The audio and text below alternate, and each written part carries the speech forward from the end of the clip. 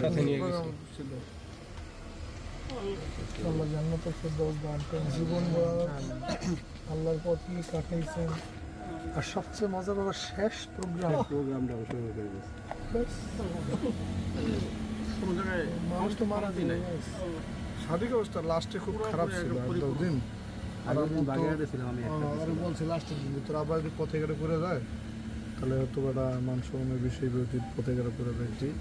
ওর তো অনেক কাছে ছিল সাথে আর কোরআন মধ্যে মারা গেছে। আমি শুনলাম কি বাগেরহাটে প্রোগ্রাম করছে, ওইখানে তিরুজ্জামান জিজ্ঞাসা কেন ওদের ইলাকাকে অ্যান্সার দিচ্ছে যে আমি শুনছি যে আল্লাহ তাআলা যুদ্ধের ময়দানে যে ঘোড়াটা চলবে, ঘোড়ার যুদ্ধে যদি না থাকে, ঘোড়া সাওয়ার করে যদি পড়েও মারা যায় তাহলে জিহাদের সওয়াব পায়। আমি ওই কারণে এই পথে আসি।